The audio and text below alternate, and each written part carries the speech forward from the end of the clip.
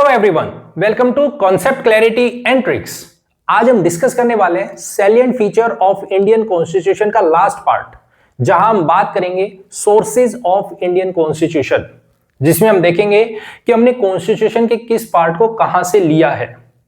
उसके बाद हम डिस्कशन करेंगे पार्ट्स क्या होते हैं, आर्टिकल्स क्या होते हैं, क्लोज क्या होते हैं, सब क्लोज क्या है और शेड्यूल क्या है, इनमें क्या डिफरेंस है, उसको हम समझने की और जानने की कोशिश करेंगे, जिसके बेसिस पे हम कॉन्स्टिट्यूशन को रीड करते हैं। ठीक है, तो ध्यान से देखना है, ध्यान से समझना है, बहुत इंपॉर्टेंट वीडियो है। चलिए शुरू करते हैं salient feature of the constitution, और मेनली पहले हम डिस्कशन करते हैं सोर्सेज से कि कहां कहां से हमने कॉन्स्टिट्यूशन के किस पार्ट को लिया है। ठीक है, पॉइंट क्लियर? तो चलो शुरू करते हैं। सबसे पहले हम बात करते हैं, क्योंकि हम बात करेंगे हमारे ऊपर सबसे ज्यादा जो कंट्रोल रहा है वो रहा है ब्रिटेन का। तो पहले हम मेंशन करते हैं कि कहां कहां से हमने कॉन्स्टिट्यूशन को लिया है। ठीक है, ब्रिटेन का सबसे ज्यादा इंपैक्ट रहा है। अब ब्रिटेन ने बहुत सारे एक्ट बनाए, ठीक है, कंपनी को गवर्न किया, उसके बाद इंडिया को गवर्न करने के लिए बहुत सारे एक्ट आए, और उनमें एक एक्ट आया that is government of India act 1935। जब हम इंडिपेंडेंट होते हैं तो हमने कहा कि इसी एक्ट को लेते हैं और इसी को यूज करते हैं इंडिया को गवर्न करने के लिए। ठीक है, तो ये दोनों के दोनों चीजें, एक ब्रिटेन का कि यहां पे क्या सिस्टम चलेगा उसको देखेंगे, उसके बाद गवर्नमेंट ऑफ इंडिया से क्या क्या टर्म्स ली उसको देखेंगे, फिर उसके बाद हमें इंपैक्ट देखने को मिलता है यूएस का, उसके बाद देखते हैं हम कनाडा का कॉन्स्टिट्यूशन से हमने कुछ पार्ट्स लिए, उसके बाद ऑस्ट्रेलिया से, उसके बाद आयरलैंड से। ठीक है, उसके बाद हम देखते हैं जर्मनी। एक एक करके समझेंगे कि कहां से क्या लिया है। पहले ये समझते हैं कि कहां से क्या लिया है, उस चीज को देख लेते हैं।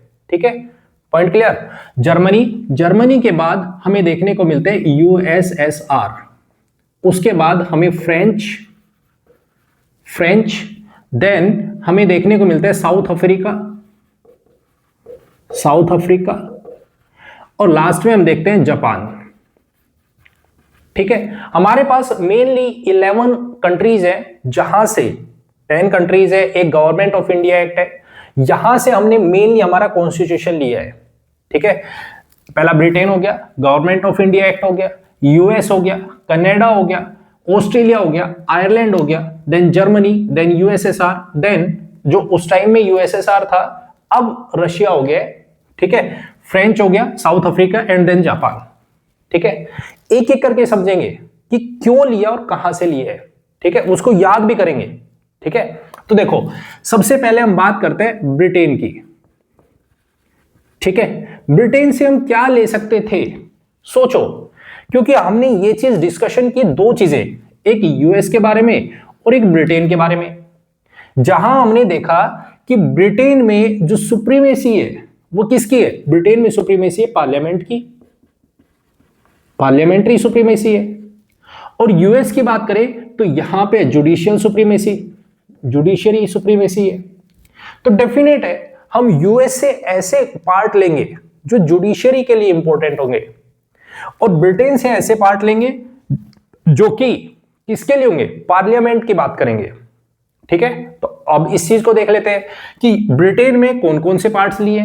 तो देखो पार्लियामेंट के बारे में बात हो रही है, तो डेफिनेट है पहला तो यही होगा, पार्लियामेंट्री गवर्नमेंट होनी चाहिए भाई, पार्लियामेंट्री गवर्नमेंट हो, पहला पॉइंट क्लियर। उसके बाद अब पार्लियामेंट्री गवर्नमेंट तो होगी, लेकिन कैसी होगी, उसमें कितने हाउसेज होंगे? तो यहां पे 2 हाउसेज होंगे, मतलब बाईकैमरलिज्म। ठीक है, 2 हाउसेज होंगे, लोकसभा होता है, राज्यसभा होता है, बहुत अच्छी बात है। अब इसको चलाने के लिए भाई पार्लियामेंट को चलाना है, तो डेफिनेट है कि वहां पे कुछ सिस्टम भी बनाना पड़ेगा। तो वहां पे सिस्टम बनाने के लिए बोला गया कि कैबिनेट होना चाहिए, कुछ लोगों का एक ग्रुप होना चाहिए। अगर यदि वो नहीं होगा तो किस तरीके से हम गवर्न करेंगे, जो हेल्प करेंगे गवर्नमेंट चलाने में, तो एक कैबिनेट होना चाहिए। तो कैबिनेट सिस्टम यहां से लिया गया। ये सारा खेल किसका चल रहा है? पार्लियामेंट का। अब पार्लियामेंट में मिनिस्टर्स बैठे हैं, अब उनको कुछ अलग से प्रिविलेज देनी पड़ेगी, उनको छूट देनी पड़ेगी कि भाई आप ऐसा कर सकते हो, पार्लियामेंट में आप क्या बोल सकते हो, क्या नहीं बोल सकते हो, आपको कहां पे रोक लगानी है, वो सारी चीजें, कुछ प्रिविलेज हमें इनको प्रोवाइड करनी पड़ेगी। तो यहां पे पार्लियामेंट के अंदर पार्लियामेंट्री प्रिविलेज कहां से लिए? यहीं से लिए कि किस तरीके से काम करना है। ठीक है, पॉइंट क्लियर। अब पार्लियामेंट क्या काम करती है? पार्लियामेंट काम करती है लॉ बनाने के लिए कि क्या लॉ बनेगा, कैसे बनेगा, तो उसका एक प्रोसीजर तो होगा ना। ऐसा तो है नहीं कि मन में आया, पार्लियामेंट के लोगों, मिनिस्टर्स के दिमाग में आया कि हम एक लॉ बना देना चाहिए, तो ऐसा नहीं है कि अगले दिन लॉ बन गया। उसके लिए एक प्रोसेस होता है, आपको प्रोसीजर फॉलो करना पड़ेगा। तो वही सेम चीज यहां पे, प्रोसीजर किसके लिए? फॉर लेजिस्लेशन, लेजिस्लेटिव प्रोसीजर, एक तरीके से हम ये कह सकते हैं लेजिस्लेटिव प्रोसीजर। क्या होगा, किस तरीके से लॉ बनेगा, उसके लिए बात हो रही है। Point clear. तो ये सारी चीजें क्लियर हो गई। अब ये तो पार्लियामेंट से रिलेटेड है। अब पार्लियामेंट ही डिसाइड करेगा कि आप किसको सिटीजन देना चाहते हो, किसको नहीं देना चाहते। तो यहां पे हमारे पास में पॉइंट आता है सिटीजनशिप का। सिटीजनशिप कहां से आया? यहीं से आया। उसी तरीके से हम बात करते हैं रूल ऑफ लॉ की। रूल ऑफ लॉ क्या होगा, वो सारे के सारे पॉइंट्स हमें यहां से लेने को मिलते हैं, देखने को मिलते हैं। कहां से? ब्रिटेन से, ब्रिटिश पार्लियामेंट से। पॉइंट क्लियर है। तो ब्रिटेन से हमने क्या क्या पॉइंट लिए, ये आपके सामने है। क्यों लिए? क्योंकि यहां पे पार्लियामेंट्री सुप्रीमेसी है यहां पर। क्लियर एकदम, पॉइंट क्लियर। उसी तरीके से हम बात करते हैं यूएस की, कि यूएस से हम क्या ले सकते हैं। देखो हमारे पास जुडिशरी पहले से है, वो हम डिसाइड कर चुके हैं। कहां से? गवर्नमेंट ऑफ इंडिया एक्ट 1935 से हमने ले लिया। इसके बारे में भी बात कर लेंगे, गवर्नमेंट ऑफ इंडिया एक्ट से क्या क्या लेते हैं वो भी देखेंगे। पहले अब एक बार यूएस के बारे में देखते हैं। ठीक है, यहां पे किसकी सुप्रीमेसी है? जुडिशरी की। तो डेफिनेट है कि ऐसे पॉइंट्स देखेंगे जो जुडिशरी वहां पे काम कर रही है, वो किस तरीके से काम कर रही है और क्या कर रही है। ठीक है, तो यहां पे हमने सबसे पहली चीज देखी कि जो यूएस में जुडिशरी है वो इंडिपेंडेंट काम कर रही है। इंडिपेंडेंट जुडिशरी, कि भाई यूएस की जो जुडिशरी है वो इंडिपेंडेंट काम कर रही है, किसी के प्रेशर में नहीं है। ठीक है, पहला पॉइंट तो ये हो गया। दूसरा पॉइंट क्या है? जुडिशरी इंडिपेंडेंट है। ठीक है, अब मान लो यहां से पार्लियामेंट ने लॉ बना दिया, कोई लॉ बनाया, अब वो लॉ बना के यहां पे गवर्न करना शुरू कर दिया। जैसे ही जुडिशरी ये देखेगी कि ये लॉ आया है, ये सही है या नहीं है, तो उसको चेक करना, मतलब जुडिशियल रिव्यू। जुडिशियल रिव्यू, ये भी पॉइंट कहां से आया? यूएस से, कि आपको लॉ चेक करना है, आपको देखना है कि क्या वो लॉ सही है या नहीं है। Point clear, point clear. उसी तरीके से हमारे पास तीसरा होता है सुप्रीम कोर्ट और हाई कोर्ट्स। इनको रखना है, नहीं रखना है, किस तरीके से इनको बनाना है, कहां पे स्टैब्लिश करना है, वो सारी चीजें हमें यहीं से देखने को मिलती है। उसके बाद हम बात करते हैं, तो यहां से हमने देखा इंपीचमेंट, क्योंकि वहां पे प्रेसिडेंट बड़े हैं, प्रेसिडेंट की पावर है। ठीक है, तो प्रेसिडेंट की इंपीचमेंट ऑफ प्रेसिडेंट किस तरीके से कर सकते हैं, हम उनको कैसे हटा सकते हैं। ठीक है, वैसे ही हम अगर मान लो सपोज करो प्रेसिडेंट अपने ऑफिस से चले गए, तो उनके बाद अब कौन बैठेगा? अगला प्रेसिडेंट किसको बैठाए? अब अचानक से मान लो कोई प्रेसिडेंट है वो नहीं रहे सीट पे, तो उनकी जगह पे कोई ना कोई तो होना चाहिए ना। प्रेसिडेंट की सीट कभी भी वैकेंट तो नहीं हो सकती, तो उनकी जगह पे कौन संभालेगा? तो उसके लिए बोला गया ऑफिस ऑफ वाइस प्रेसिडेंट भी होना चाहिए। ये सब हम यूएस से ले रहे हैं। क्यों ले रहे हैं? क्योंकि वहां पे प्रेसिडेंट की पावर बहुत ज्यादा है। Point clear. यहीं से हमें देखने को मिलता है फंडामेंटल राइट्स, हमने यहां से लिए। ठीक है, यहां से हमें देखने को मिलता है प्रीएम्बल भी हमें यहीं से देखने को मिलता है। तो ये कुछ पॉइंट्स हैं जो आपको पता होने चाहिए। क्यों लिए? क्योंकि यूएस में जुडिशरी बहुत ज्यादा इंपॉर्टेंट रोल प्ले करती है, जुडिशरी सुप्रीमेसी है। ठीक है, तो हम इस तरीके के पॉइंट्स यहां से देखने को मिलते हैं हमें। क्लियर, एकदम पॉइंट क्लियर। दो चीजें हो गई, ब्रिटेन से हमने किस तरीके के कॉन्सेप्ट लिए, हमने यूएस से किस तरीके के कॉन्सेप्ट लिए। पॉइंट क्लियर, एकदम क्लियर हो गया। ठीक है, अब चलते हैं हम नेक्स्ट पे, that is government of India act 1935। क्योंकि जब हम इंडिपेंडेंट हुए तो हमें एक ऐसा सिस्टम चाहिए जो ऑलरेडी अप्लाइड है, ठीक है, और उस टाइम पर हमारी इंडिया में कौन सा जो एक्ट है वो चालू था, वो था गवर्नमेंट ऑफ इंडिया एक्ट 1935।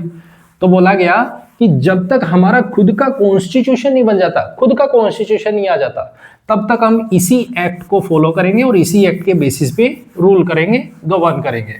ठीक है, तो कैसे करना है, तो देखो क्या क्या पॉइंट्स जो इंपॉर्टेंट है यहां से लेने के, उसको देखिए। अब गवर्नमेंट ऑफ इंडिया एक्ट 1935 यहां से क्या क्या लिया, तो देखो इसके लिए आपको एक ट्रिक याद रखनी है, वो याद रखोगे AEFJPG। आप ये पॉइंट्स याद रखिए, 6 पॉइंट्स हैं AEFJPG। जेपीजी फॉर्मेट में आप कोई भी फोटो लेते हो तो वही सेम चीज है। ठीक है, क्या क्या, सबसे पहले तो हमने यहां से लिया एडमिनिस्ट्रेटिव प्रोविजंस, एडमिनिस्ट्रेटिव प्रोविजंस कि क्या होने चाहिए।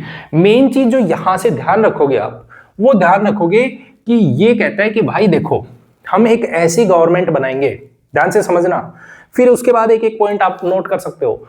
यहां से आपको ध्यान रखना है कि जब हमारा इंडिया इस्टेब्लिश होगा तो ऐसा होगा जिसमें सेंटर और स्टेट दोनों को पावर दी जाएंगी, मतलब हम फेडरल सिस्टम को फॉलो करेंगे। ठीक है, ऐसा नहीं है कि हम यूनिटरी, हम सेंटर को पावरफुल बना देंगे, नहीं, हम फेडरल सिस्टम को फॉलो करेंगे। ठीक है, तो इसीलिए हम इस एक्ट को फॉलो करते हैं कि यहां पे सेंटर को भी पावर देनी पड़ेगी और स्टेट को भी पावर देनी पड़ेगी, बराबर बराबर। ऐसा नहीं है कि सेंटर पावरफुल हो जाए और फिर स्टेट्स बेचारे सप्रेस होते चले जाए। ठीक है, तो इसीलिए क्योंकि हमें ग्रोथ करनी है, ठीक है, तो इसी बेसिस पे हम देखते हैं कि सबसे पहली चीज तो हमारे पास में फेडरल सिस्टम यहां से लिया गया। मेन चीज इंपॉर्टेंट, फेडरल सिस्टम। अब फेडरल सिस्टम में क्या क्या चीजें होंगी, एडमिनिस्ट्रेशन के बारे में बात होगी, अब स्टेट्स के बारे में बात होगी कि भाई स्टेट में क्या होना चाहिए, किस तरीके से होना चाहिए, तो एडमिनिस्ट्रेटिव प्रोविजंस लिए।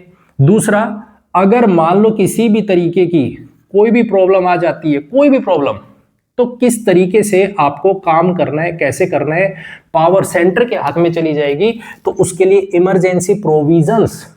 ठीक है, हम फेडरल सिस्टम बना रहे हैं, लेकिन कल को ऐसी भी सिचुएशन आ सकती है, जैसे हमने पीछे देखा कि फेमाइन्स आ जाते हैं बहुत सारे, तो उस टाइम पर क्या करें, बाहर से वॉर हो रहा है, कोई बाहरी कंट्री है जो अटैक कर देगी, एग्रेशन हो जाए या इंटरनल एग्रेशन हो जाए, उस टाइम पे क्या करेंगे, तो स्टेट अब अकेला इस चीज को कैसे टैकल करेगा, उस केस में पावर किसके हाथ में चली जाएगी, सेंटर के हाथ में।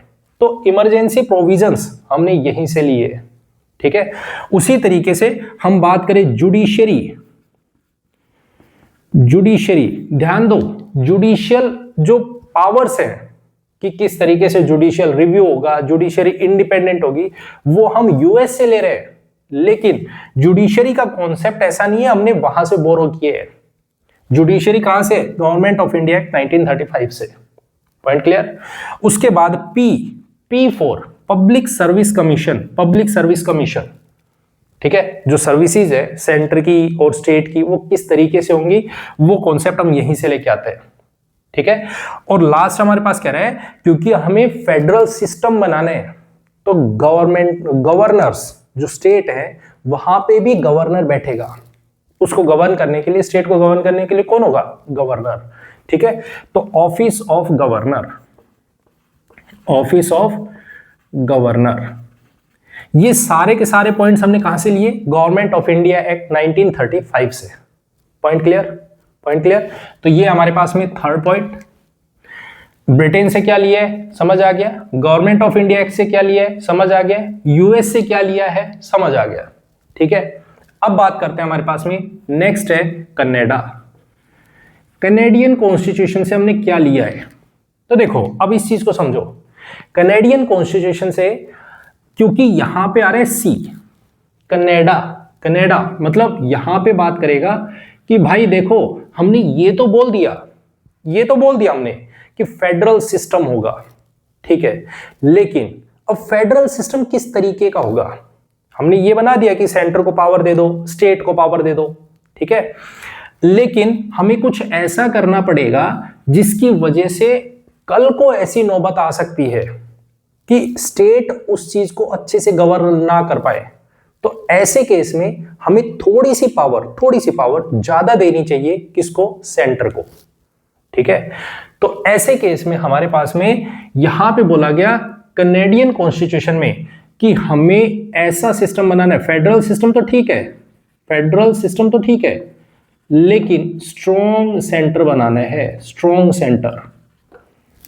सेंटर को स्ट्रॉन्ग करना है, ठीक है। अब वो कैसे होगा? तो देखो अब ध्यान से समझना, अब मैं यहां पे बना रहा हूं फेडरल सिस्टम, और फेडरल सिस्टम में हमारे पास में 4 चीजें होती है। क्या क्या? एक होती है सेंटर के लिए, दैट इज यूनियन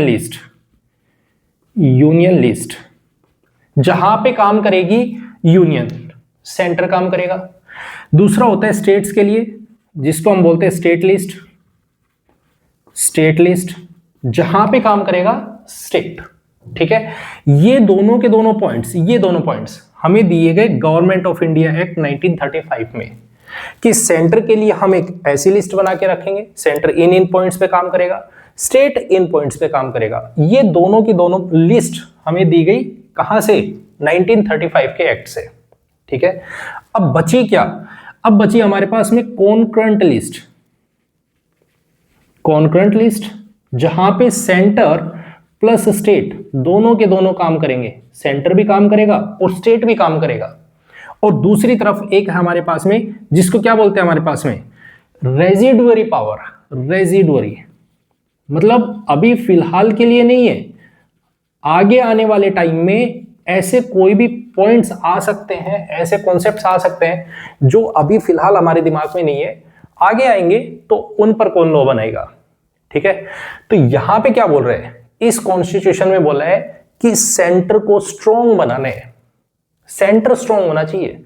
तो उसके लिए इन्होंने बोला कि ये जो रेजिडुअरी पावर है, आज हमारे दिमाग में नहीं है, ऐसी कोई भी लिस्ट में ऐसा कोई भी हो सकता है नाम नहीं हो जो हम मेंशन ना कर पा रहे हो, आगे आने वाले टाइम में आ जाए, तो वो कहां पे और कौन बनाएगा उस पे एक्ट, ठीक है।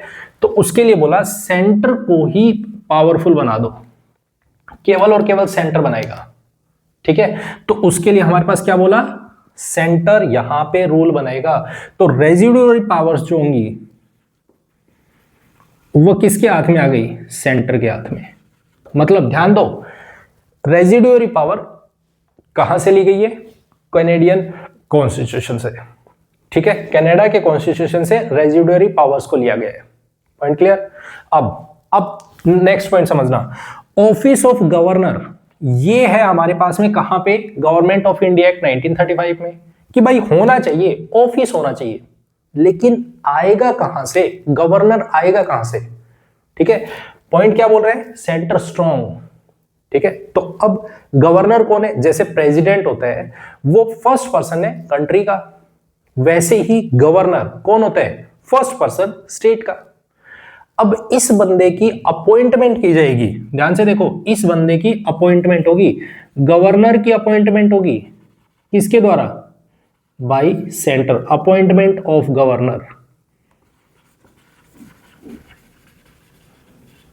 बाय सेंटर अपॉइंट करके भेजेगा, ठीक है। और एक पॉइंट आपको याद रखना है कि यहां से सुप्रीम कोर्ट क्या करता है? अपनी कुछ एडवाइजरी ज्यूरिसडिक्शन रखता है, एडवाइजरी ज्यूरिसडिक्शन कि बाय सुप्रीम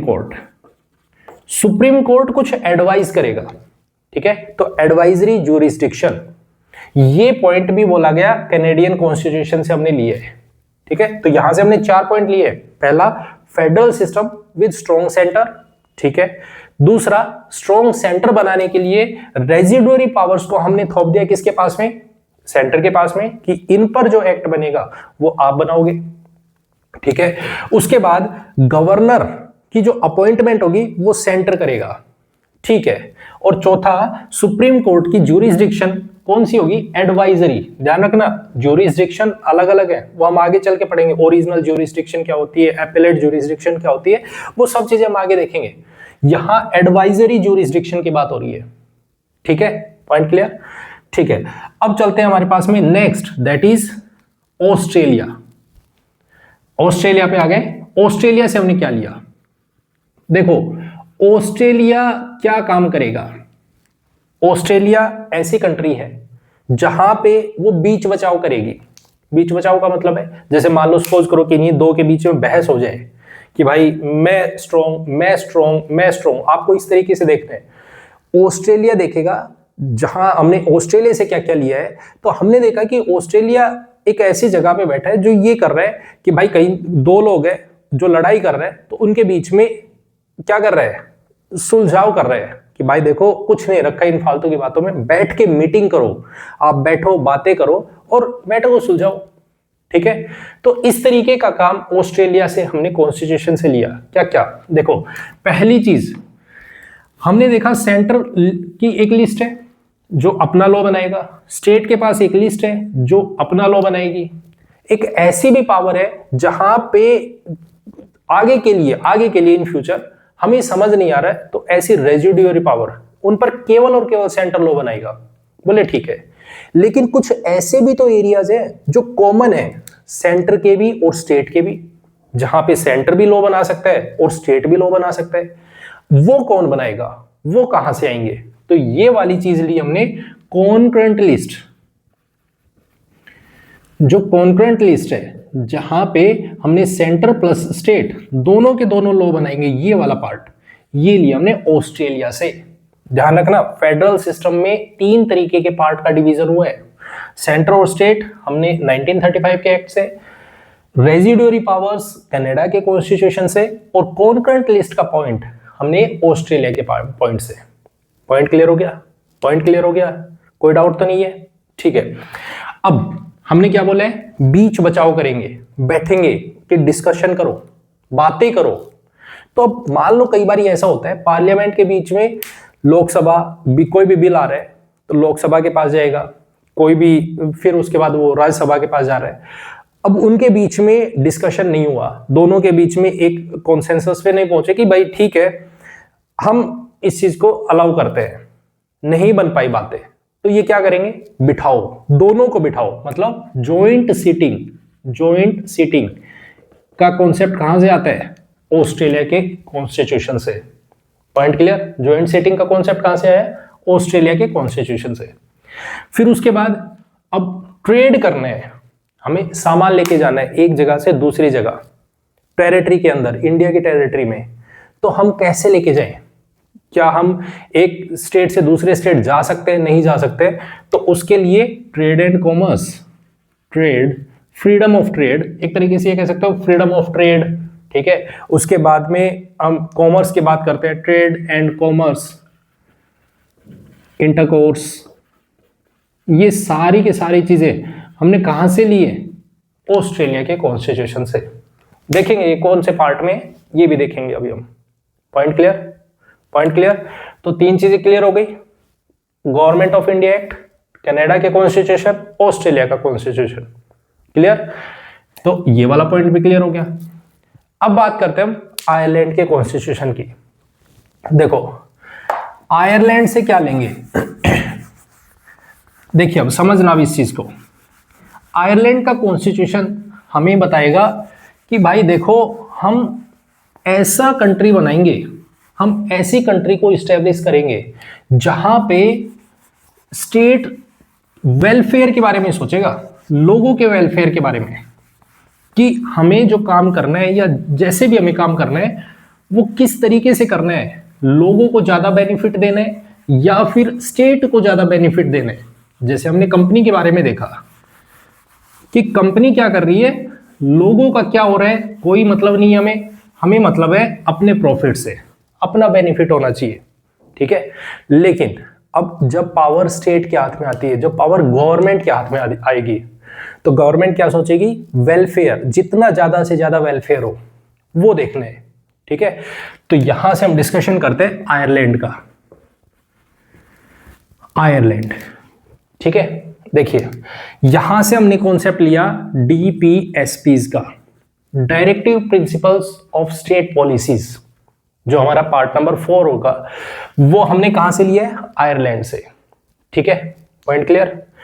अब उसके बाद अब ध्यान से समझना और सुनना, जब भी किसी भी बंदे का कोई भी, हम जब लोकसभा पढ़ेंगे, राज्यसभा पढ़ेंगे, तो वहां पे हम दो टर्म्स पढ़ेंगे, एक जिसको हम बोलते हैं नॉमिनेशन, नॉमिनेशन, और दूसरा होता है हमारे पास में इलेक्शन। एक है नॉमिनेशन, जो प्रेसिडेंट को अच्छा लगा, कि जो हमारे प्रेसिडेंट साहब हैं उनको अच्छा लगा कि ये बंदा नॉलेज वाला है, इस बंदे के पास में बहुत अच्छी क्वालिफिकेशन है, तो चलो इसको ले लेते हैं, बिना किसी के, एक तरीके से हम ये कह सकते हैं इलेक्टेड हुआ, उस बंदे को हम डायरेक्टली अपॉइंट कर रहे हैं। ठीक है, तो उसको बोलते हैं नॉमिनेशन। इलेक्शन क्या होता है, लोग उसको इलेक्ट करते हैं। ठीक है, तो यहां पे एक नॉमिनेशन है, एक इलेक्शन है। तो अब इस चीज को समझते हैं, राज्यसभा में इसी तरीके से, राज्यसभा में इलेक्टेड मेंबर्स भी आते हैं और नॉमिनेटेड मेंबर्स भी आते हैं, नॉमिनेटेड। ठीक है, इलेक्टेड मेंबर्स भी आते हैं और नॉमिनेटेड भी आते हैं। तो नॉमिनेशन या नॉमिनेटेड मेंबर्स किसमें, राज्यसभा में, कहां से लिया, आयरलैंड से लिया। आयरलैंड से के कॉन्सेप्ट से, कॉन्स्टिट्यूशन से लिया कि किस तरीके से नॉमिनेशन होगा राज्यसभा के मेंबर्स का, या कुछ जो नॉमिनेटेड मेंबर्स आएंगे वो कैसे आएंगे, वो हमने आयरलैंड के कॉन्स्टिट्यूशन से लिया। तो फिर इलेक्टेड मेंबर्स कैसे आएंगे, इसका जो कॉन्सेप्ट है वो हमने साउथ अफ्रीका से लिया है। ठीक है, पॉइंट क्लियर हो गया। दो पॉइंट्स मैंने यहां पे बोले, नॉमिनेटेड मेंबर्स कहां से आएंगे और कैसे आएंगे, तो वो चीज ली हमने आयरलैंड से, लेकिन इलेक्टेड मेंबर्स कैसे आएंगे वो कॉन्सेप्ट लिया हमने साउथ अफ्रीका से। ठीक है, पॉइंट क्लियर, दोनों चीजें ध्यान रखनी है। ठीक है, उसके बाद हमारे पास आता है प्रोसीजर। अब ये तो नॉमिनेशन की बात हो गई, लेकिन बात इलेक्शन की भी हो रही है, तो इलेक्शन के लिए भी बात करेंगे। इलेक्शन होगा, इलेक्शन मेथड किसका, प्रेसिडेंट साहब का। प्रेसिडेंट साहब का जो इलेक्शन मेथड होगा वो कैसे होगा, क्या होगा। प्रेसिडेंट का इम्पीचमेंट वो हम देख चुके हैं, यूएस से लिए, लेकिन प्रेसिडेंट साहब इलेक्टेड होंगे, उनके इलेक्शन का मेथड कैसा होगा वो हम लेते हैं आयरलैंड के कॉन्स्टिट्यूशन से। पॉइंट समझ आ गया, पॉइंट समझ आ गया, ये पॉइंट आपको ध्यान रखना है। ठीक है, तो 3 पॉइंट्स यहां से लिए, कहां से, आयरलैंड से। तो Ireland clear, south Africa clear. South Africa से क्या लिए, कि कैसे मेंबर्स इलेक्ट होंगे वो चीज। ठीक है, राज्यसभा के मेंबर्स की बात हो रही है, राज्यसभा के मेंबर्स कैसे इलेक्ट होंगे साउथ अफ्रीका के कॉन्स्टिट्यूशन से। ठीक है, चलिए अब बात करते हैं हम यूएसएसआर से। देखो यहां से समझना, यूएसएसआर हम अभी कॉन्सेप्ट पढ़ेंगे, इससे अगला जो टॉपिक हम डिस्कशन करेंगे वो प्रीएम्बल के बारे में पढ़ेंगे। प्रीएम्बल में हमें 2-3 चीजें देखने को मिलती है। ठीक है, क्या, पहली चीज तो प्रीएम्बल कहां से लिया, तो ये लिया हमने यूएस से। प्रीएम्बल का जो कॉन्सेप्ट है कहां से लिया है, वो यूएस से लिया है। जो प्रीएम्बल है वो हमारे पूरे कॉन्स्टिट्यूशन का पूरा डाटा है कि कैसा हम भारत बनाना चाहते हैं, वो बताता है प्रीएम्बल। ठीक है, अब प्रीएम्बल में हमें 2-3 टर्म्स देखने को मिलती हैं। एक जिसको हम बोलते हैं जस्टिस, दूसरा लिबर्टी, तीसरा इक्वालिटी और चौथा फ्रेटर्निटी। ये 4 टर्म्स हमें देखने को मिलती हैं कि हमारा जो ऑब्जेक्टिव है वो होगा जस्टिस, लोगों को जस्टिस देना, जिसमें हम सोशल, पॉलिटिकल और इकोनॉमिकल ये जस्टिस देंगे, इंडिया के हर बंदे को देंगे। ठीक है, ये जस्टिस मिलेगा। उसी तरीके से लिबर्टी होगी, इक्वालिटी होगी और फ्रेटर्निटी होगी। ये चार टर्म्स हम प्रीएम्बल, अगला पार्ट जो होगा वो यही होगा कि प्रीएम्बल क्या है, कंप्लीट डिस्कशन करेंगे। आपको अभी समझना है कि प्रीएम्बल लिया यूएस से, लेकिन इसमें ये चार टर्म्स है। ये जो जस्टिस वाली टर्म है, जस्टिस, ये लिए हमने यूएसएसआर से कि जस्टिस मिलेगा, लोगों को न्याय मिलेगा। ठीक है, पॉइंट क्लियर। कहां से लिए है? यूएसएसआर के कॉन्सेप्ट से, कॉन्स्टिट्यूशन से। ठीक है, यूएसएसआर से हमने दूसरी चीज ली कि जस्टिस, देखो आप लोगों को न्याय देना चाहते हो तो आपकी ड्यूटी है कि आप अच्छे काम करो। ठीक है, तो यहां से आपको दूसरा कॉन्सेप्ट याद रखना है, फंडामेंटल ड्यूटीज। फंडामेंटल ड्यूटीज, ये जो पॉइंट लिया है ये भी हमने कहां से लिया है? जो कि आर्टिकल का 4A पार्ट है। जो हमारे पास में पार्ट की बात करेंगे तो पार्ट 4A में हमें ये डाला हुआ है, दैट इज फंडामेंटल ड्यूटीज। कहां से लिए? यूएसएसआर से। ठीक है, तो अब ये तीन टर्म्स भी बची, ये कहां से लिए फिर? तो ये लिए हमने फ्रेंच के कॉन्स्टिट्यूशन से। कहां से लिए? फ्रेंच कॉन्स्टिट्यूशन से हमने क्या लिया है? Liberty, equality and fraternity. कहां से लिए? यहां से, फ्रेंच कॉन्स्टिट्यूशन से। ठीक है, पॉइंट क्लियर। इसी में आपको ध्यान रखना है रिपब्लिक, ये टर्म भी हमने फ्रेंच के कॉन्स्टिट्यूशन से ली है। रिपब्लिक हो गया, लिबर्टी हो गया, इक्वालिटी हो गया, फ्रेटर्निटी हो गया, ये भी हम यहां से लेके आए। Point clear, point clear. उसके बाद हम जापान की बात करते हैं, तो जापान से हमने क्या लिया है? Procedure established by law. Procedure established by law क्या है? पूरा डिटेल में देखेंगे, बहुत अच्छा कॉन्सेप्ट है, पूरा डिटेल में देखेंगे हम इसको, आर्टिकल बाय आर्टिकल। जब हम फंडामेंटल राइट्स पढ़ेंगे तो वहां पे हम देखेंगे कंप्लीटली डिटेल में कि प्रोसीजर इस्टेब्लिश्ड बाय लॉ क्या मीनिंग है, कहां से आया, वो वहां देखेंगे। ठीक है, यहां से जापान से लिया। ठीक है, फिर हम बात करते हैं जर्मनी। जर्मनी से क्या लिया? देखो जर्मनी में क्योंकि बार बार वॉर होते हैं, ठीक है, बार बार वॉर हुए, तो अब देखो जब वॉर हो रहे हैं तो डेफिनेट यहां पे इमरजेंसी का प्रोविजन होगा। अब इमरजेंसी हो रहा है तो किस तरीके से देश को कंट्रोल करना है, उसके लिए हमारे पास यहां पे बोला गया है कि अगर यदि इमरजेंसी प्रोविजन है तो suspension of fundamental rights during emergency. कैसे हम फंडामेंटल राइट्स को सस्पेंड करेंगे, कौन कौन से फंडामेंटल राइट्स होंगे जो सस्पेंड होंगे, वो हमने कहां से लिया है? जर्मनी के कॉन्सेप्ट से। Point clear. तो हमारे पास में कौन सा कॉन्सेप्ट कहां से लिया है, कौन सा पार्ट किस कॉन्स्टिट्यूशन से लिया है, आपको समझ आ गया? आई थिंक एक एक चीज समझ आ गई आपको। ठीक है, पॉइंट क्लियर हो गया। ठीक है, तो ये है हमारे पास सोर्सेज ऑफ द कॉन्स्टिट्यूशन जो हमने लिए। अब हम यहां पे बात करते हैं, देखो बहुत सारे बच्चे ऐसे हैं जिनको कॉन्स्टिट्यूशन पढ़ने में बहुत ज्यादा दिक्कत आती है कि वो समझ नहीं पाते हैं कि पार्ट क्या है, कॉन्स्टिट्यूशन में क्लोज क्या होता है, किस तरीके से मेंशन करते हैं। जो शुरुआत में पढ़ रहे हैं उन्हें समझने में बहुत ज्यादा दिक्कत होती है। तो हम एक बारी उन चीजों को और देखते हैं, पार्ट्स क्या है, ठीक है, शेड्यूल क्या होता है, उनको और देखते हैं। देखो अगर यदि हम बात करें यहां पर कॉन्स्टिट्यूशन क्या है, पहले इसी चीज को देखते हैं। ठीक है, और किस तरीके से इसको पढ़ा जाता है वो भी समझते हैं।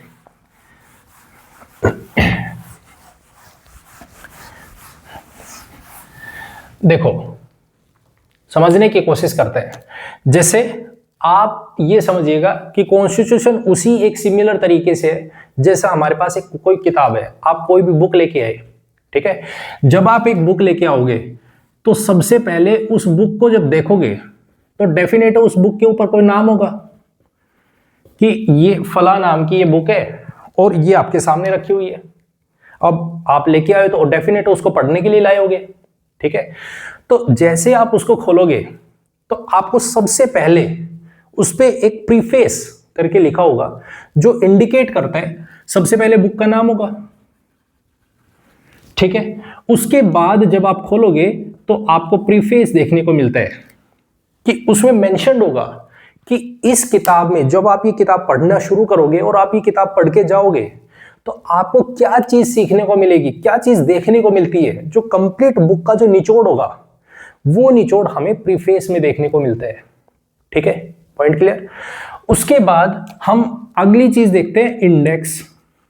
बुक में क्या होता है, इंडेक्स बना होता है, और उस इंडेक्स में क्या चीज होती है, उस इंडेक्स में अलग अलग चैप्टर लिखे होते हैं, chapters, chapter by chapter, chapter by chapter, 1 2 3 4 5 6 इस तरीके से। इसमें मान लो 10 बुक्स, 10 इसमें चैप्टर है, तो यहां पे आपको देखने को मिलेगा क्लासिफिकेशन में चैप्टर। अब वो चैप्टर अलग अलग हो सकते हैं, 1 2 3 4 5 6 ऐसे। ठीक है, अब जब आप चैप्टर को खोलोगे, ध्यान से देखो, अब चैप्टर को खोलोगे, अब ऐसा तो नहीं है कि उस चैप्टर का जो नाम लिख दिया, जैसे अब salient feature of the Indian constitution. अब इसमें, इस चैप्टर में बहुत सारी टर्म्स थी, जैसे हमने देखा फेडरल सिस्टम, जैसे हमने देखा कि बोरोड कॉन्स्टिट्यूशन, जैसे हमने देखा कि इसमें किस तरीके से हमें बोला गया कि ये रिटन है, लेंथीएस्ट कॉन्स्टिट्यूशन, वो अलग अलग पार्ट्स बने हुए उसके। उसी तरीके से अब उस चैप्टर में भी आपको छोटे छोटे टर्म्स देखने को मिलेंगे, कुछ हेडिंग बनी होंगी, हेडिंग्स होती है, हेडिंग्स होती है। उस हेडिंग में अब आप टॉपिक पढ़ना शुरू करोगे, वो क्या है, टॉपिक ही तो है, वो टॉपिक्स ही तो है। इसी तरीके से हमारे पास बना होता है कोई भी चैप्टर। हमने एक चैप्टर उठा लिया, जैसे हमने कहा यहां पे एक चैप्टर उठाया, उस चैप्टर में हम क्या देखते हैं, उस चैप्टर में अलग अलग 10 टॉपिक है, मान लो सपोज करो ये टॉपिक हो गया। अब उस टॉपिक के अंदर टॉपिक 1, टॉपिक 2, ठीक है। अब इस टॉपिक के अंदर सब टॉपिक होता है या नहीं होता। बस ऐसा ही कुछ हमारे पास कॉन्स्टिट्यूशन है। कॉन्स्टिट्यूशन भी कुछ इसी तरीके से एक बुक होती है, और उस बुक का नाम है इंडियन कॉन्स्टिट्यूशन, कॉन्स्टिट्यूशन। ठीक है, अब ये कॉन्स्टिट्यूशन कैसा है वो चीज हमें बताती है प्रीएम्बल। तो सबसे पहले हमें देखने को मिलता है प्रीएम्बल, जो हमें बताएगा कि इस पूरी किताब में हमें क्या चीज सीखनी है और हमारा जो इंडिया होगा वो कैसा होगा, वो हमें देखने को मिलता है प्रीएम्बल में। ठीक है, पॉइंट क्लियर। अब बात करते हैं, इसके बाद में आगे आता है कि इंडेक्स इसका, ये जो हम किताब पढ़ना शुरू करेंगे इसमें इंडेक्स होगा, और उस इंडेक्स को क्या बोले, इस इंडेक्स में जो चैप्टर्स होंगे, जो चैप्टर होंगे, उन चैप्टर्स को बोलते हैं हमारे पास में पार्ट्स।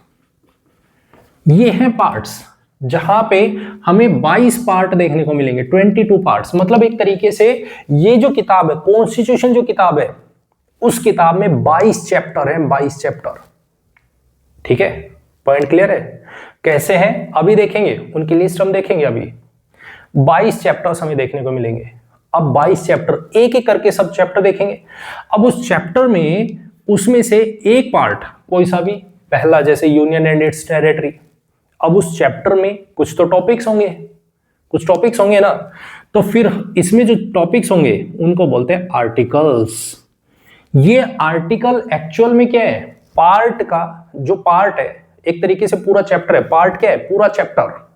ठीक है, उसके अंदर आर्टिकल्स बने हैं जो कि टॉपिक है। जैसे पहला पार्ट है आर्टिकल 1, सॉरी पहला पार्ट है यूनियन एंड इट्स टेरिटरी, मतलब पहला जो चैप्टर है उसको बोला हमने यूनियन एंड इट्स टेरिटरी।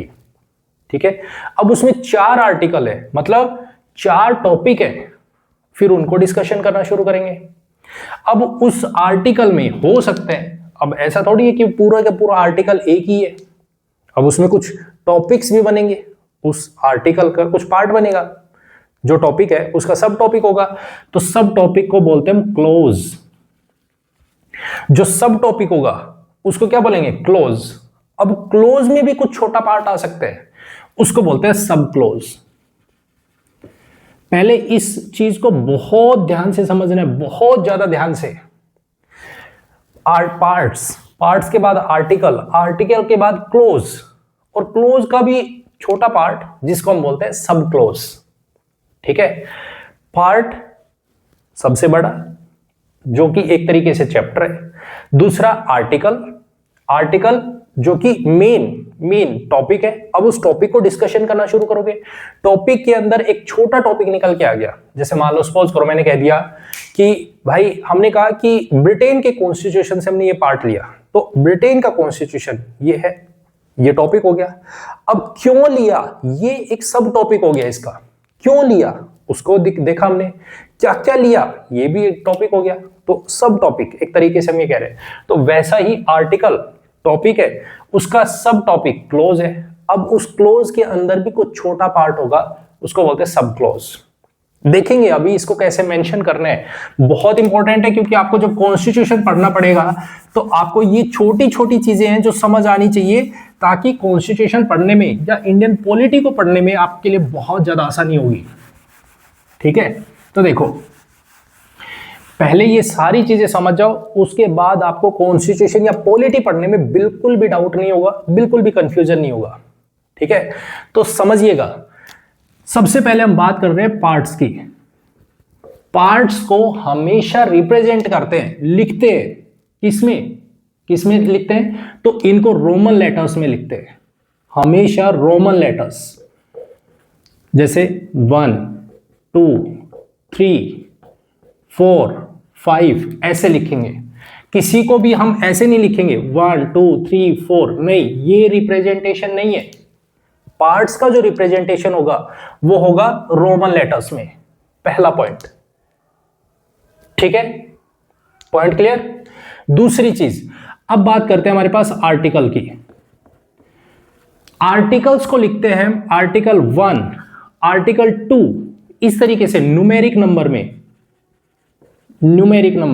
ध्यान रखना, पार्ट्स की रिप्रेजेंटेशन हम रोमन लेटर्स में करते हैं, आर्टिकल्स की रिप्रेजेंटेशन न्यूमेरिक नंबर में करते हैं। Article 1, article 2, article 3, article 4, article 5 and so on, इस तरीके से। ठीक है, पॉइंट क्लियर। अब आर्टिकल के बाद आया उसका छोटा टॉपिक, जिसको हम बोल रहे हैं क्लोज। ठीक है, इसको किस तरीके से रिप्रेजेंट करेंगे, तो इसको रिप्रेजेंट करने का जो तरीका होगा वो रिप्रेजेंटेशन ऐसी होगी कि हमने लिखा आर्टिकल 1, सपोज करो आर्टिकल 1 ऐसे लिखा, ये तो हमारे पास आर्टिकल है, आर्टिकल 1।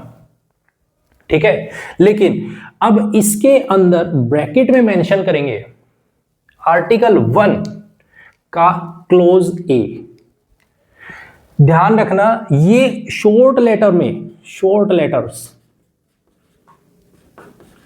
में हम मेंशन करेंगे आर्टिकल 1 क्लोज ए, ब्रैकेट में क्लोज ए, close B, close C, close D, close F, इस तरीके से। ठीक है, पॉइंट क्लियर। अब हो सकता है इसका भी कोई छोटा पार्ट हो, तो उसको कैसे लिखेंगे, आर्टिकल 1 क्लोज ए, सब क्लोज ए, इस तरीके से 1 1 1 2 1 3 इस तरीके से हम मेंशन करते हैं।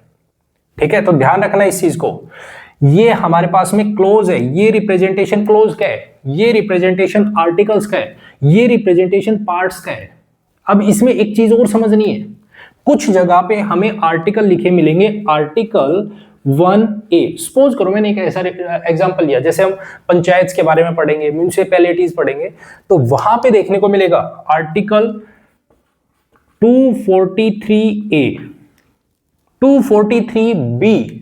अब कहोगे कि क्या ये इसको इस तरीके से रीड करें, आर्टिकल 243 क्लोज ए? नहीं भाई नहीं, ये जो लेटर लिखा है, ये जो कैपिटल लेटर लिखा है, बोल्ड लेटर लिखा है, जो कैपिटल लेटर है, ये क्लोज नहीं है, ये कंप्लीट आर्टिकल है, ये कंप्लीट आर्टिकल है।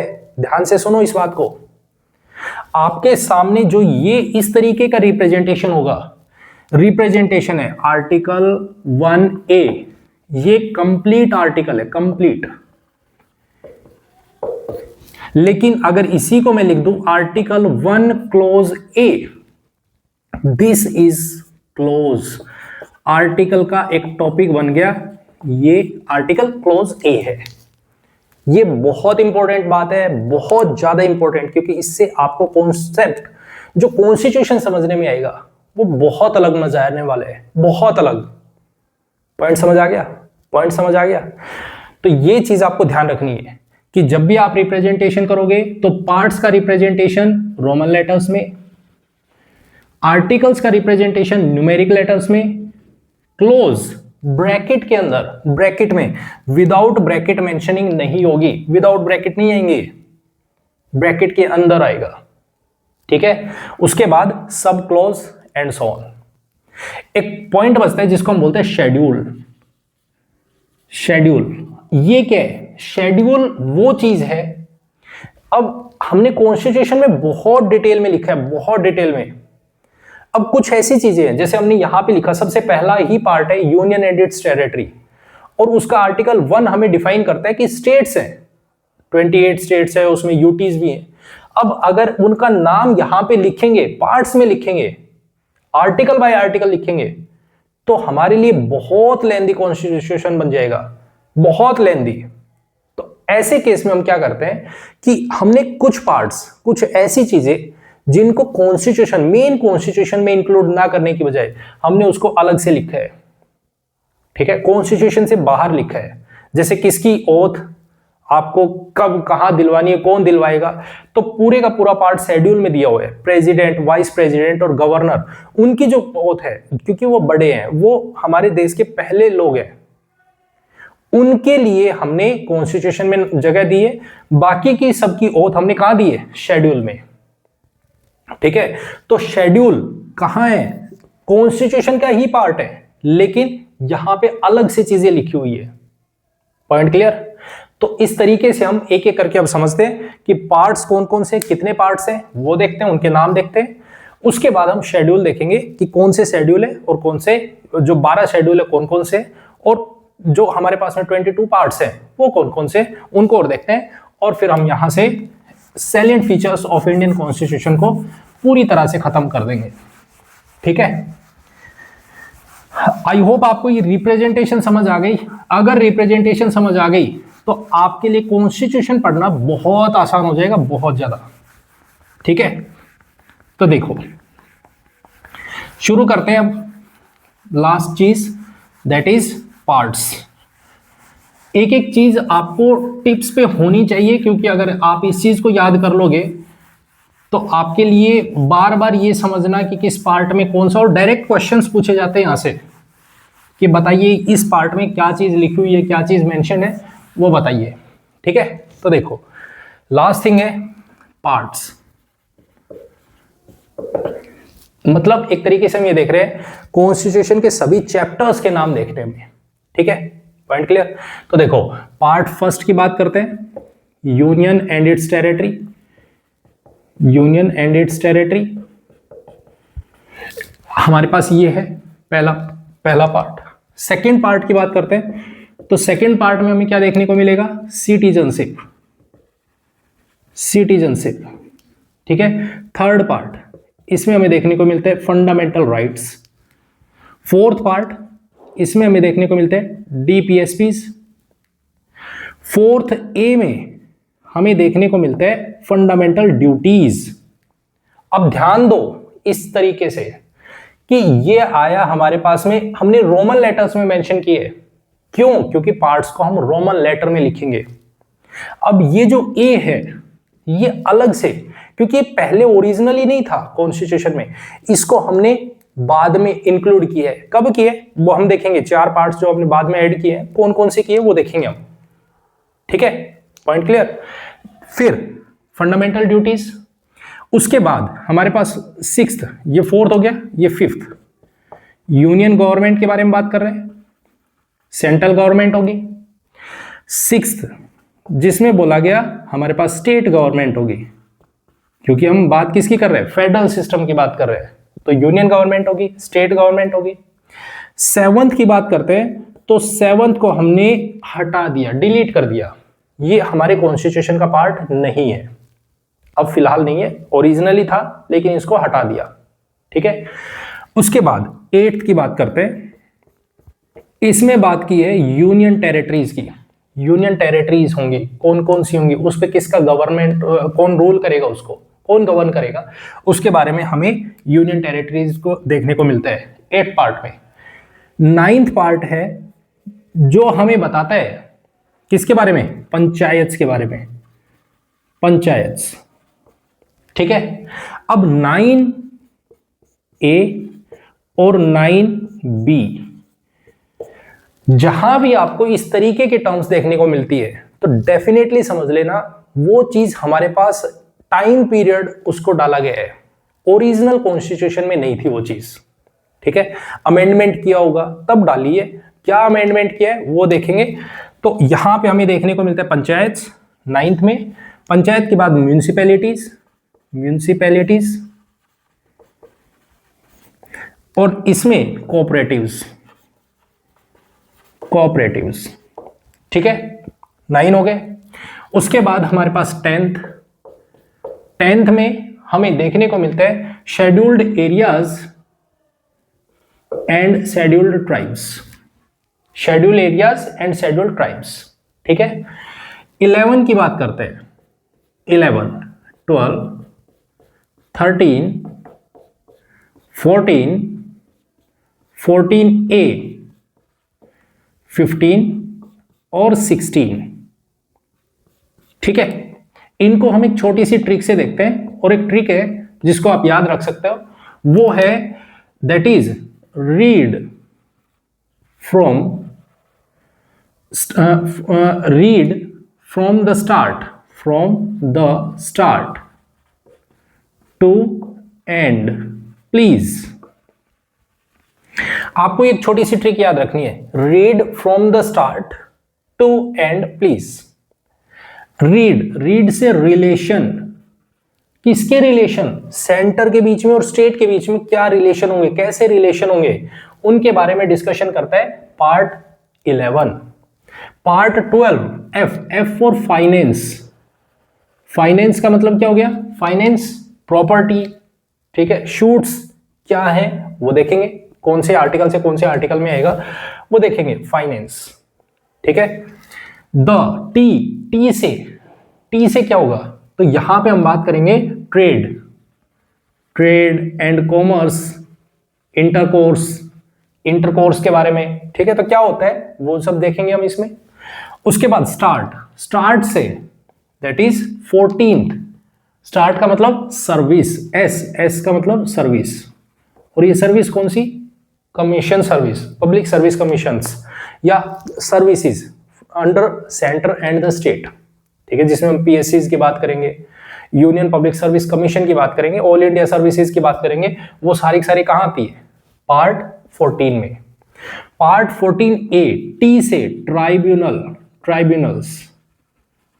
ठीक है, तो अब देखो ये वाला पार्ट हमारे पास इंक्लूड हुआ है, ए इंक्लूड हुआ है। ठीक है, 9A इंक्लूड हुआ है, 9B इंक्लूड हुए हैं, 4A इंक्लूड हुए हैं। अभी देखो एक मिनट, अभी बताते हैं कि कौन सा कब हुआ है। ठीक है, पहले एक बार सारे नाम देखते हैं।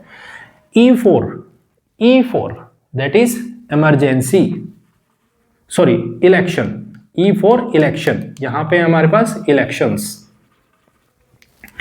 उसके बाद P4 special provisions, special provisions, ये किसके स्पेशल प्रोविजंस है, तो स्पेशल प्रोविजंस है किससे रिलेटेड, शेड्यूल्ड एरियाज और शेड्यूल्ड ट्राइब से रिलेटेड।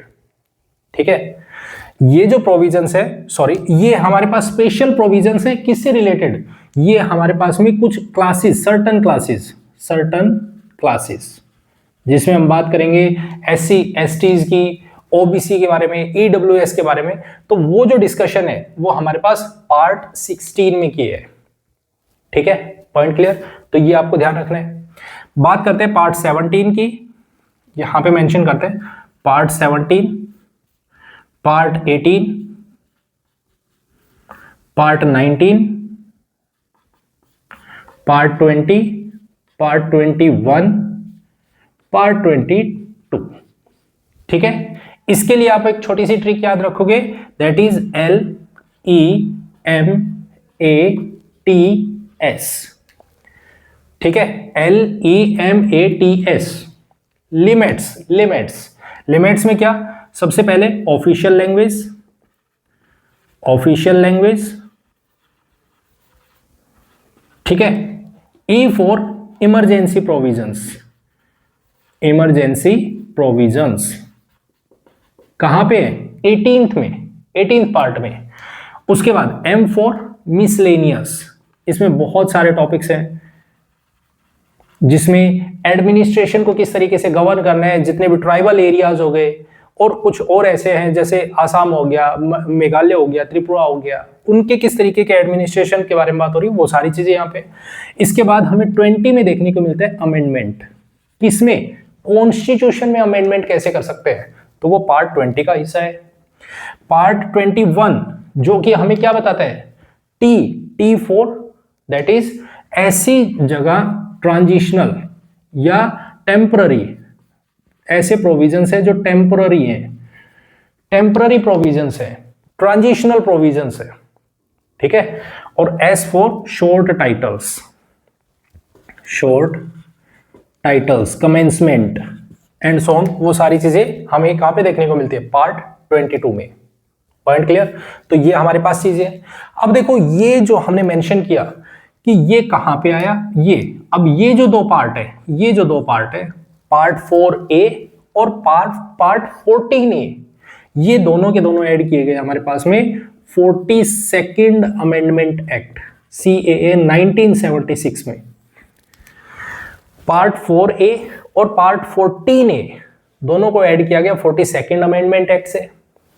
हम बात करते हैं पार्ट 9A, इसको डाला गया हमारे पास में 74th CAA इससे। ये हमारे पास में कब आया? 1985 में इसमें डाल दिया गया। सॉरी 1985 नहीं, ये हमारे पास में 90, आई थिंक इसके 96 है, आई थिंक 96 है या सॉरी 92 है या 96 है, एक बार आप इसको चेक कीजिएगा। 92, ठीक है। कोऑपरेटिव्स, ये जो हमने ऐड किया ये 97th CAA में डाला गया 2011 में, ठीक है। तो ये आपको देखना है 1992 है, आई थिंक 1992 है, यस 1992 में 9A म्यूनिसिपैलिटी, ये जो पार्ट हमने ऐड किया 74th अमेंडमेंट एक्ट में ऐड किया, ठीक है। तो ये आपको याद रखने टिप्स पे होने चाहिए कि हम कौन सा चैप्टर, हम चैप्टर बाय चैप्टर एक एक डिस्कशन करेंगे कि कब क्या हो रहा है, कौन सा पार्ट है, कहां पे डिस्कशन करेंगे, एक एक चीज कंप्लीट और डिटेल में डिस्कशन करेंगे, ठीक है। तो ये हमारे पूरी पॉलिटी के जितने भी चैप्टर्स है, जहां अगर देखें तो बोला जाता है कि 25 पार्ट्स है, कॉन्स्टिट्यूशन में 22 है, लेकिन 23 ये हो गया, 24 ये हो गया, 25 ये हो गया, 26 ये हो गया, तो 26 होने चाहिए, लेकिन क्योंकि 7वां जो पार्ट है, 7th पार्ट, ये डिलीटेड है, ये नहीं है, इसलिए हम बोलते हैं हमारे कॉन्स्टिट्यूशन में 25 पार्ट्स है, ठीक है। टोटल कितने पार्ट्स हैं? 25 है। Point clear? Point clear? ये हमें देखने को मिलता है। अब लास्ट डिस्कशन करते हैं शेड्यूल। शेड्यूल क्या है? ये वो चीज है जो कॉन्स्टिट्यूशन में मेंशन नहीं है, ठीक है, इनको अलग से लिखा गया है। कुछ ऐसी चीजें हैं जिनको अगर हम इनको ऐड करेंगे तो हमारा कॉन्स्टिट्यूशन बहुत बड़ा हो जाएगा, तो इसके लिए हमने इनको अलग से ऐड किया है। तो इसके लिए हमारे पास में एक ट्रिक आपको याद रखनी है, TEARS ऑफ ओल्ड PM, आपको ये ट्रिक याद रखनी है, ठीक है। TEARS, T फॉर टेरिटरीज, मतलब यूनियन एंड इट्स टेरिटरीज। इसमें जो भी हमारे कंट्री में जो स्टेट है, जो यूटीज है, उन सब की लिस्ट जो है वो हमें यहां देखने को मिलती है। E फॉर इमोल्यूमेंट्स, इमोल्यूमेंट्स मतलब किसको कितनी सैलरी देनी है, सैलरीज, अलावेंसेस, इमोल्यूमेंट्स, वो सारी चीजें हमें कहां पे देखने को मिलती है? सेकंड शेड्यूल में, सेकंड शेड्यूल में, ठीक है, शेड्यूल नंबर 2 में। तीसरा है थर्ड शेड्यूल, दैट इज अफर्मेटिव्स। अफर्मेटिव्स मतलब, अफर्मेटिव्स का मतलब है ओथ, किसकी ओथ कहां पे है, PM की ओथ क्या होगी, जज की ओथ क्या होगी, सुप्रीम कोर्ट के जो चीफ जस्टिस है उनकी ओथ क्या होगी, वो सारी चीजें हमें यहां पे देखने को मिलती है। उसी तरीके से R, सीट्स का अलोकेशन, सीट्स अलोकेशन इन राज्यसभा, वो हमें कहां पे देखने को मिलता है? शेड्यूल 4 में। शेड्यूल 4 क्या बताता है? सीट्स अलोकेशन इन राज्यसभा। ठीक है, उसके बाद एस से क्या होगा? तो एस है हमारे पास में ऐसे एरियाज जो स्पेशल प्रोविजंस है, जो किससे रिलेटेड है? ट्राइबल एरिया से, शेड्यूल्ड एरियाज से। Scheduled areas, scheduled areas and scheduled tribes, उनके एडमिनिस्ट्रेशन को गवर्न करने के लिए जो प्रोविजंस मेंशन्ड है, provisions related to the administration of scheduled areas and scheduled tribes, वो कहां है? शेड्यूल नंबर 5 में। शेड्यूल नंबर 6 है कुछ ऐसे अदर एरियाज, ऐसे ट्राइबल एरियाज है, जो ट्राइबल एरियाज है जिनमें हम बात करेंगे आसाम की, जिनमें हम बात करेंगे मेघालय की, जिनमें हम बात करेंगे त्रिपुरा की, जिनमें हम बात करेंगे मिजोरम की।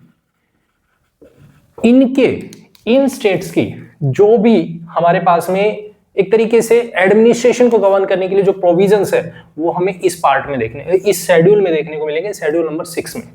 ठीक है, उसके बाद F फॉर फेडरल सिस्टम।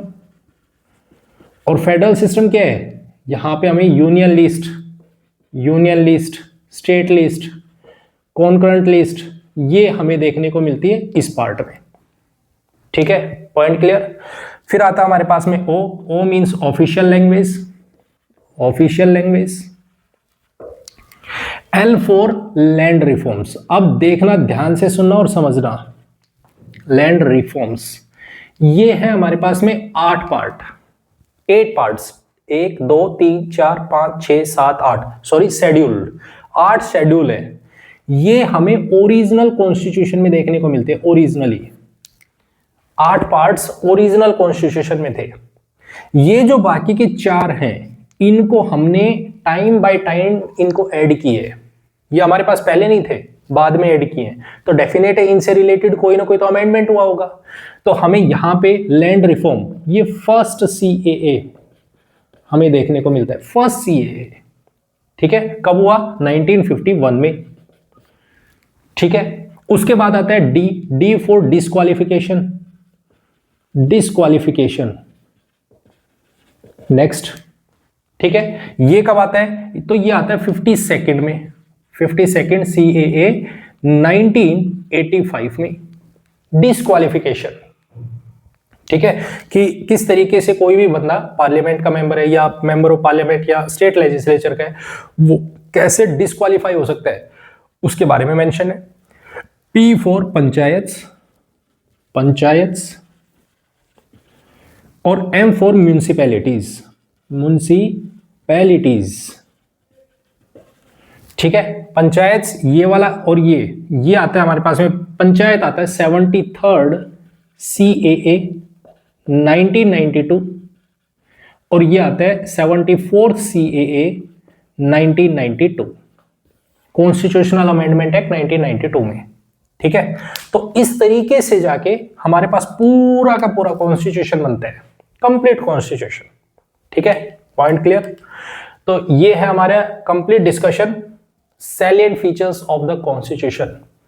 क्या है, क्या क्या फीचर्स है, किस तरीके से कॉन्स्टिट्यूशन को पढ़ा जाएगा, क्या क्या उसमें चीजें होंगी, क्या रिप्रेजेंटेशन होगा, कंप्लीटली डिटेल में डिस्कशन किया हमने।